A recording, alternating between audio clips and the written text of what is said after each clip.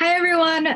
My name is Arpita, and we're coming back with another episode of the Reframe series. And so, in this episode, we are going to be interviewing Sai Raj, and he's going to tell you a little bit about himself. Wonderful. Thank you, Arpita. It's actually a good feeling to have interviewed by you, and it's a wonderful feeling. Again, my name is Sai Raj Kappari. I'm a clinical gerontologist. I have a pharmacy degree in Doctor of Pharmacy and a Master of Science in Gerontology from USC. So I'm also a licensed nursing home facility administrator. So I have actually worked with older adults. My core aspects are in working with individuals who are over 65, and that's the very reason why I got to the US for the first time. And it's been a wonderful journey. Again, there were ups and downs, and there were lows and downfalls. But again, what kept me forward was the purpose I came here for. I never felt that I was competing with anybody, and I felt that I was always in a sense of contribution. So, which brings my purpose of life, which is when our life purpose changes from competition to contribution, it becomes a celebration, and that celebration is what I want to have in my life, and that is where I'm living right now with. So again, that's been said. It's just when a life purpose changes from competition to contribution, it becomes a celebration. And my celebration is working with people who are vulnerable and who need support and who needs help, and that's what got me to the US in 2015, and I graduated with 3.9 from USC and finished my progress course. Worked as a researcher there for 2 years and got into nursing home business uh, last year. And surprisingly, I'm the first Indian to be a nursing facility administrator in the state of Louisiana. So it does take a lot of effort and a lot of hours, a lot of tests and regulations, and a lot to remember and work through, because it is a fast-paced system, because it is highly regulated. So you always have to be on your A game, and it is important because you are liable for everything you say, everything you do, and you're also taking care of people who are in a nursing home. So it's been a challenging situation, but it's also rewarding. Again, it's all goes back to my core, is my life purpose. What is that I really want to do in my life, and what is that I can give back to the society? It's like the ikigai, like the Japanese technique of individuals. What are you good at, and what is the world needed, and what is that it will pay you for, and what you love to do. So my ikigai is connected with all this people and connections with every individual I meet, and leave it a nice place. And like Maya Angelou says, people will forget what you did, people will forget whatever you are, but people will never forget how you made them feel. So, and that's the feeling of an individual, where you as an individual can make a big difference in somebody else's life. And being a South Indian, and pretty much South Asian, and also a South Indian, I always feel whenever I'm introducing myself, I am representing 1.3 billion people, and that is how I feel all through the process, because I'm reflecting my whole country, and this is important for me to be in the highest standards which I uphold to, and I have high integrity, because it's just not me. I'm representing the whole country. So when you say, "Oh, this Indian guy," so that means that that Indian has made an impact in your life, or had a negative impact, whatever positive or negative, but you are representing yourself, and that is how I feel. That whenever I'm around people, or whenever I am with any individual. So it brings my core value, that to be to respect everyone and to be there for everyone in general and in person. Yeah. Wow. So it sounds like you carry a lot of weight on your shoulders, and you're trying to live very authentically, and bring your full self to your work and your life. Um, so I'd love to ask what made you kind of go down this particular life path? Because I think generally, like the South Asian parents tend to really push for their children to become doctors or engineers or um, those types of professions. But you chose a quite different path, and I'd love to hear kind of how you came here um, and what how you feel about it. Absolutely. Again, it's actually during my internship days in India in about 2011 or 2012. So what happened during that time was I was doing my PharmD, Doctor of Pharmacy, and you do definitely have to do a rotatory internship for a year. So I was actually being placed before I finished my degree. I got a job working as a consultant for a big pharmacy chain, and they had medical camps usually for people. They usually, in order to do campaigning, they definitely likes to do some medical camps in retirement communities. So I was as a consultant, I went there and I was speaking with some of the residents who are there. It's actually called an old age home, like a retirement community. So when I was speaking to the residents there who are over 65 or some people who are actually older, so one of the individual actually hugged me and kissed me when, and maybe out of joy, pure joy, and I felt that feeling like, whoa, this a hug from a random person who I just spoke with has actually is a great impact on my life. Thinking like, oh God, if this one person could feel that change with my single approach towards her, how about a million people? What big difference that would actually make it? So that single hug changed my life to rethink like going to do something else or going to this whole career field of situation. So by then I was able to learn something about, then I got to know about gerontology, geriatric science, and elderly people specialists. And there's a lot of core specialization which actually involves into it. So I took the road not taken. So it's like the Robert Frost situation. Like I do not know much, but I really wanted to emphasize on this area where I can actually create a positive impact on these people because these are so vulnerable. These are individuals who have disturbed families and learn more about geriatrics and gerontology. And USC was actually offering this program for the PharmD graduates, and they actually do have a program, PharmD MSG program. I was very fascinated by that, and I applied for it. And it emphasized me to work in a non-profit in India called Vivekananda Health Center, which is started by Vivekananda himself in Ramakrishna Mutt, which is actually taking care of poor people or people and older people who can't afford medications. So I was working under an MD and looking at every day about 40 to 80 patients every single day. And I asked the same question to myself, and I did for about 2 years there. And during that time, I asked the same questions. Okay, in this 2 years, you might have seen about 4,000 people. So in about 25 years, if you do the same thing, how many people? Maybe about 50,000 people or about 60,000 people.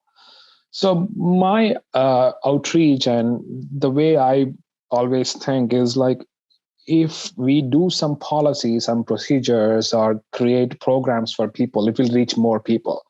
So when I'm 70 years old, I always make this call. If I'm 70 years old now, will I be happy with my life right this very moment?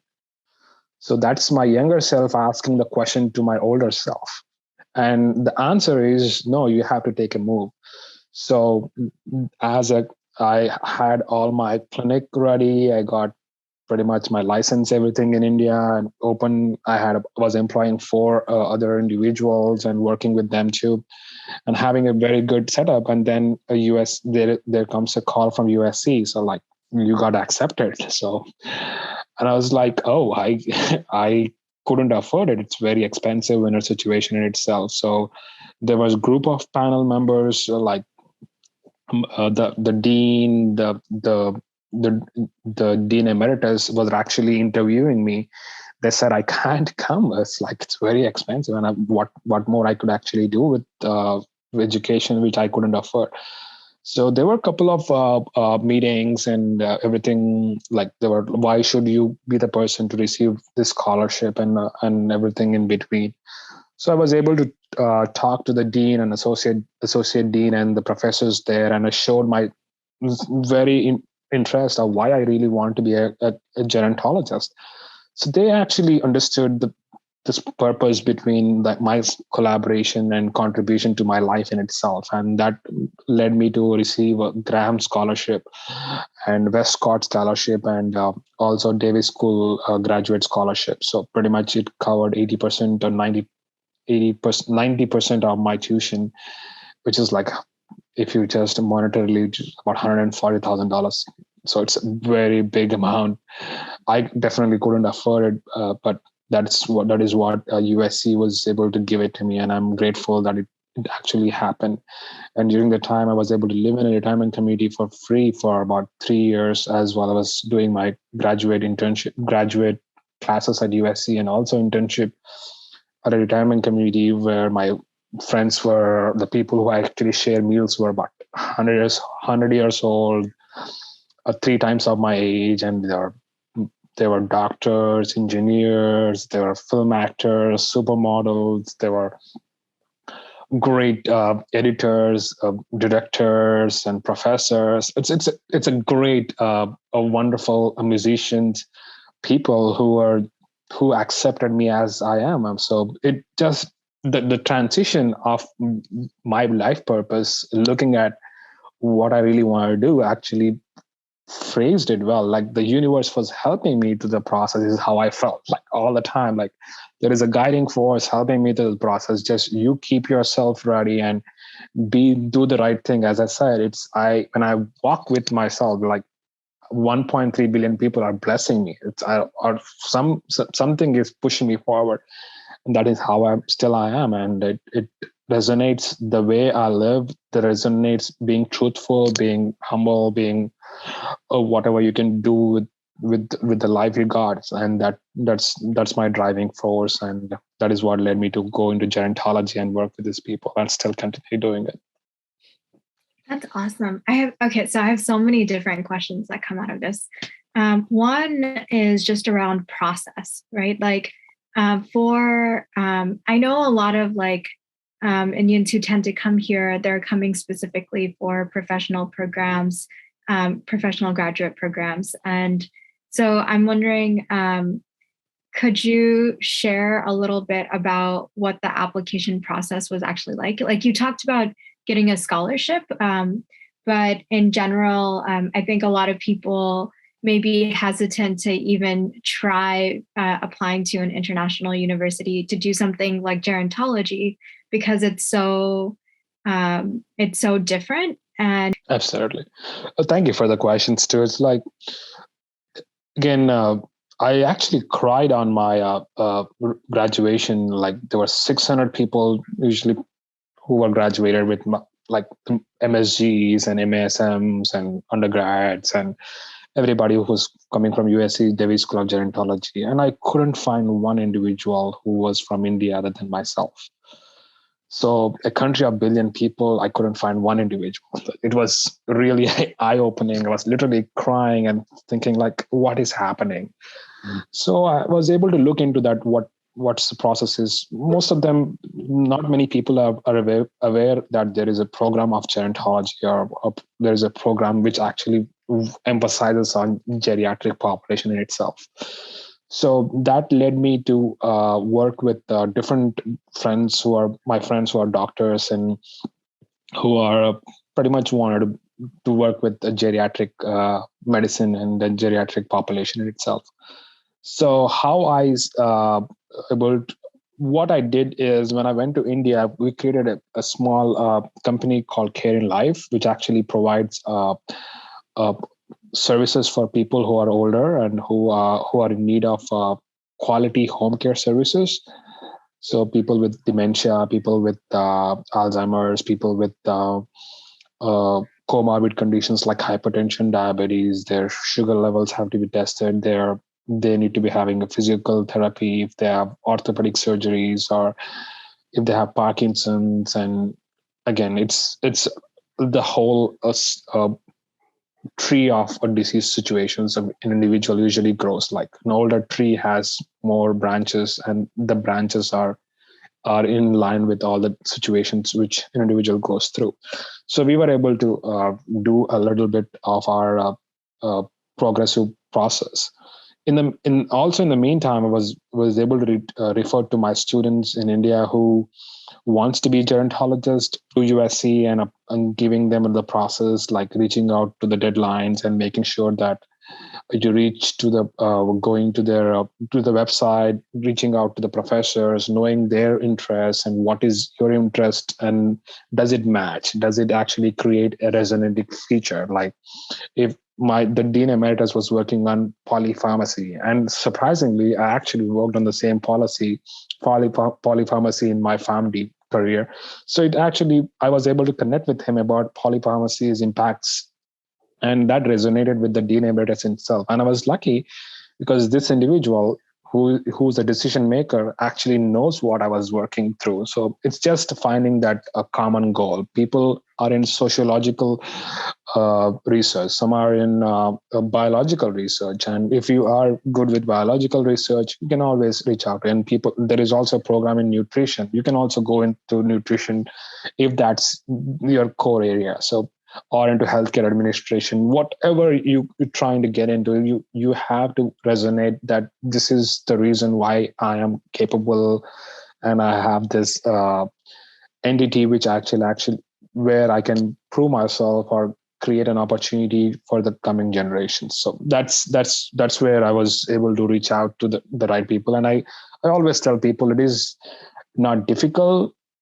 It is not impossible. If I can do it, anybody can do it. It's just the process how you adapt to it. Because skill can be taught, not a will. If an individual has a will, there is a way, and that's where those universal connections become. Those right people come into your life, and you bring that positiveness to yourself, and you create that model around yourself, and that can be taught, and reaching out to the people, having a good statement of purpose and having good scores to actually help you to get into maybe a GRE of 7, uh, an IELTS of 7.0, or a GRE of uh, during that time it was 1280. So that was for 1600. Maybe this time it might be something else. So having those scores actually help you to get into good schools, and also be progressive with that. Like why they do test it is testing your clinical and adaptable aptitude, and again the individuals, those skills can also be taught too. So it's just your interest to create that atmosphere around you, and that is you are your own identity, and how you perceive yourself. You might be the greatest, but you have to show to the other person who is in front of you that why you are the right choice for that particular program. And that is something which I always carry forward, and I always tell my people or anybody who asks for advice over the process. Yeah. I mean that's amazing, and I hope some folks listening to this actually like benefit from this. And I'd love to know more about your company, kind of how you got it started off the ground, because that's I think another thing is once you're more into academic world, it can often become very challenging to then think about, oh, how do I do something entrepreneurial while I'm in this? I know it's something that I'm still struggling with myself. So I'd love to know kind of your approach to it and how you're kind of measuring your own progress and how the company works, anything like that. Wonderful. Thank you so much. It's looking around yourself, like what is that which you are missing? It doesn't have to be a bigger situation. It doesn't have to be the most uh, unique progress in itself. Just by looking around, what is that it is needed? When I was in India, most of my patients were older adults. And the questions I asked them was, what is that you want to do with your life? The first thing is, I do not want to be a burden to my family member. I do not want to die alone. I do not want to be in a nursing home or old age home. I do not want my son or my daughter or whoever neglect me. So those are and these are the things which they're already problem situations. So what is that you can do to make their life better? You already had your answer. So by providing services, by providing those qualified individuals to support these individuals who are going through this phase of life, and that is what led to make care in life in India. So that's where we started in Hyderabad, in Delhi, and in Orissa, and also trying to explore in Bengaluru. So what we do, we just again, the moment there is a referral, we ask individuals what you want to do with it. So this individual has dementia, and individuals need an expert support. So individuals who are working with us are trained in all the phrases. Like what I did observe as a consultant and chief program officer for about 4 nursing homes in India, not old age homes in India, but 450 residents every single week. That is what I was doing. The education which the caregivers received was very minute. So they didn't know what was going through somebody else's situation. So again, I understand like most of my country is not literate enough to focus on bigger problems. They are willing and they have heart to do it. Again, as I said, it's will which we usually look in, and the skill can be taught. So we were able to teach them the skills by certified nurse, and they can be coming into to our group or to our workplace and get trained. And once they receive training, they can go to work in a home, provide in-home services. That is what we are still doing. So that is it's having the right people also most important. It's like, because it's a very very minute, even the smallest minute changes in situation can create problems. Like how we reduce it, we actually check their backgrounds, and we do have police involved, the law enforcement, to work with these people who are coming from a different background and get them tested. And once their testing done, and then get a certificate. Once the certificate is done, they were able to receive that, because we keep high standards in our progress, and we always wanted to keep that way, because it's the quality of the services which we provide, and that is what makes a difference. So how we do it, it's the people. Again, it's just not one person. It is a lot of people, a lot of like-minded people who want to do something, and people who feel that they are contributing something back to the community, and people who feel that there is a great level of energy and development which can be done through their contributions to the society and to the people around them. And that is the driving force. So how does the company work? Like who are your customers, and like do they pay a certain amount of money? And then also just in terms of impact, because I know that's something that you really care about. What is the sort of impact you've been able to have, and are there quantifiable measures you've ever looked at? Well, absolutely. Again, well, the customers of the company, the organization are usually the older adults, but the users are actually the family members. So people who are actually in the US and they wanted to take care of their older adult parents in India. So our company does provide those services for these individuals who are certified and who really wanted to work with qualified individuals, and we get about 300 for $250 to 300 US dollars as per month to take care of these individuals, and it's like 10% whatever goes to it is goes to the nearby charity too. So it's just that, but $300 to $400. Yeah, And for $300 to $400, what do the I guess like the older adults and their family members get? so the older adults receive all services in home. It's like usually 6 to 8 hours. An individual will be around them, who will be providing uh, ADLs, activities of daily living, independent activity of daily living, like grooming, changing, bathing, uh, or clothing and feeding, and also making them food if they need to have some, and also do some errands for them, and most importantly, educate them with uh,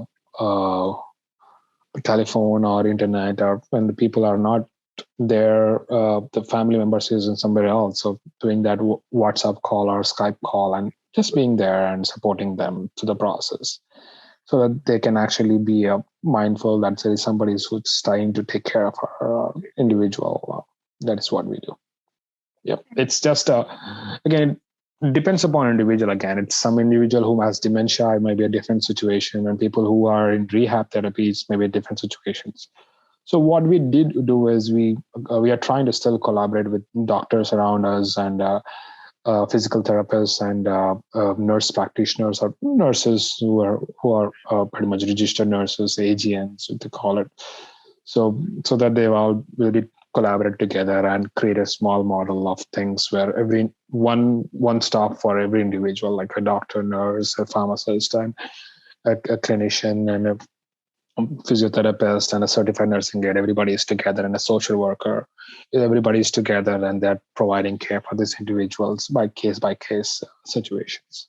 And we were also able to, most importantly, we were able to create curriculums for all these job opportunities. So it's like India needs those opportunities for growth.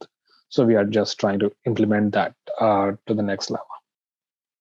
Cool. How do you so I know one of like, or I believe that one of the challenges of working in India is that it's really hard to ensure quality when you're really doing anything, and to be able to trust, right, outside of, unless like someone recommends something to you. So how are you able to build trust in the community and ensure that the quality of your services are there, and how, and just a general like question, is like how do people, working in a space like that, how do you keep yourself accountable when there's like, there's a certain level of like certification that's required for all positions in the US. There's so much paperwork and so much accountability. There's so many accountability mechanisms that are here. So going from here to there, how do you think about these things differently or approach them? And having it been in both places, and how does that reflect in your company and the work that you do? Absolutely. Again, that's a great question. So the first thing, what is missing, I personally feel, is regulation. So in order to that, you just, as I said, it's all education, which is needed for the Indian population, and that's how I really feel. Like there are not many regulations at all. Anybody can open a nursing home, anybody can own an old age home, anybody can actually does open a home health care without any license, without any background either. So that's been said. It is actually an easy process to open it because the will is good. People really want to get into this business. They really have that will.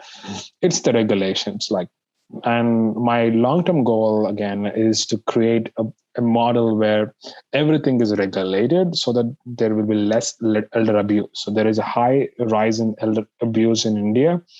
And I personally, and there is a program called Help Age India, which actually does create this awareness. And I was able to look into their data, which they created over these years. There is a high percentage of abuse, which is financial, which is physical and emotional. Even some cases, it's the whole family members are actually the ones who are doing it for them. So it's really saddening. And in that situation, the one which is missing is regulation. So in order to create that empathic approach, we are trying to build, again, we are still in very minute phases of our time, and we're trying to build a database where you can actually have these individuals who are professional to provide care, and this is their documentation, and we will be taking care of all the documentation. And the moment we stamp our seal on the certificate, you can rest assure that this individual actually got training. Because we hold high standards ourselves. It's like, if the only thing which differs from us from other individuals is the quality of our services, and it is the emblem of our life in itself. As I said, when I am doing something, I feel like 1.3 billion people are part of me. So whatever I'm doing, I'm accountable for that. It's like somebody who's watching you all the time, even if there is no, but still that feeling that there is somebody higher than you is watching, to do the right thing. So that's the guiding force for us to make this progressive. And how we do it, we are still in the very baby phases. It's still a long way to go. Maybe next 3 to 5 years from now, we are able to create that regulation, at least some part of the world, some part of Indian community itself. And our target population is not the whole Indian community. I'm telling you the truth. It's just the 2%. So 2% of people who are over 65, again, by 2040, India will actually have over 340 million people over 55 or 56, 57, to be honest with you. So it's more people than the US itself. So that's a very big number. And what we are trying to look into is just the 2%. Of these people who will be utilizing our services, and what is that we have to do to provide these services. And that's always back of my mind. Like it's always on the ongoing process, and that is what gives me forward, because it's my life purpose is to be that person and to be that entity. Why I came to the US for the first thing, what is the guiding force, and what makes a difference, and what is that the world needs right now. And India needs that support, and I'm grateful to my parents. Because of them, I was able to receive the education I received, and grateful to all my teachers, and to USC, and to Kingsley, and everybody around me, and even my friends like you who always been around as big support. So it definitely creates that entity, like, what is that I can give back? Always that, because I've been given all these situations and I want to give back, and what is that I can do? This is my give back to the society, to the community, is how I feel. And I'm it's not going to be immediately, but it's going to be definitely. And that's how always, it's just that phase of my life. It's my resolution, to be honest with you. Yeah. That's it's wonderful to hear that, and very inspiring. I'd love to know, how many patients have you currently served or are serving? And then what are things, if people were interested in your work and wanted to learn more from you about your process, or to see if they could utilize your services for the company, how are ways that they could get in touch with you, so that, for people to be aware? Oh, absolutely. And right now, I have about 47 to 52 people in India who are actually receiving our services. But when I was in India, by sure, I had about 1,200 people who I was just pretty much, I was the person to go to. And because as a clinician and also working with an MD. So it's a good combination. So I was the go person. So we had about 1,200 by then, but now we have 47 people. But 52 is the other five numbers are just on a respite basis. So respite is where the family members are going to a vacation and they just need somebody to be there. So 47 people utilize our services across so far in Delhi, Orissa, and Hyderabad. So we are still trying to get into Bangalore. So these individuals need to receive services, and to be honest with you, it's a small community. We do not we are not big on emphasizing. Our website is still on. It's working, but it's not that high profile. So that's been said. It's a work in progress, and everybody knows how we know it. It's my previous people who and my friends who are there in Delhi and Orissa who are trying to reach out to these people by pamphlets or by word of mouth, and that is how it works out. And it is a long way to go to. Yeah. Yeah, all of these things, they're all like they're passion projects that we all start and want to work on. Is there, I guess, I don't know, what would you like to share? Like, I feel like there's so many directions I could go with this. So yeah, what would you want me to, or what would you want our audience to get out of this portion? This is something which made me the person I am, and I feel this is something which I can actually share with people, which is going to be part of my book, which it's still in the editing process. So, but I'll leave it with one thing, which is ALIRE, ALIRE. Anything you do, adapt yourself completely. Whatever you want to do in your life, it's just that adaptation is very, very important. It's being full aware about your adaptation, and then learn about the processes, learn about the situations, acquire as much knowledge as you can, then improvise onto the process in itself and create your own creative methods to improvise. And that implementation process is what creates that last I, which is implementation, where you can whatever you have adapted, whatever you have learned, whatever you have improvised, you are implementing it. And that is what makes you the ideal student or ideal person and ideal individual. And the most important thing after implementation is evaluate. It's the most core. And this is actually my first chapter of the book. It's the alley. And when you're able to evaluate yourself, you know where you're progressing forward and where you're standing right now. And that makes you the person you are. So it's adapt, learn, improvise, implement, evaluate. And again, if you do take anything from this, is your life purpose, which is about from competition to contribution, it becomes a celebration. And the second thing is about your alley: adapt, learn, improvise, implement, evaluate. And if you can take that from this particular talk with my friend, it's going to be I will be happy. I definitely will be happy. And people who are watching it even now or later or whenever, it definitely brings a sense of purpose in my life. Like I was able to give back something to the community or something to individual, and it's just a good feeling. That is how it is. Okay, thank you so much, Sai Raj, for being on. And and I hope that folks take away a lot from you, because this has been a really wonderful conversation. Absolutely. Thank you so much. And I'm very glad and to be part of the Reframe series. So it's a good feeling that the South Asians are able to have a small platform to share their experiences coming to the US. And it is really hard when you do not have anybody around you.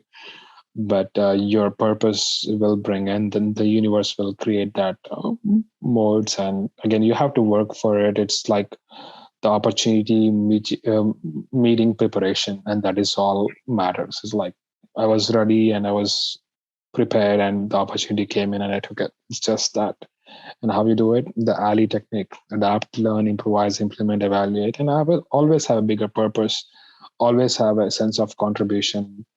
Uh, there is uh, there is a celebration feeling, and you will feel it. And when you feel it, you will know it. And I wish everybody around this beautiful world to celebrate their life, and that's the core of it. Like, we have one beautiful life. When we do it for others, it's much more special. So keep doing, and keep following, and keep enjoying your life itself. Thank you so much. Thank you.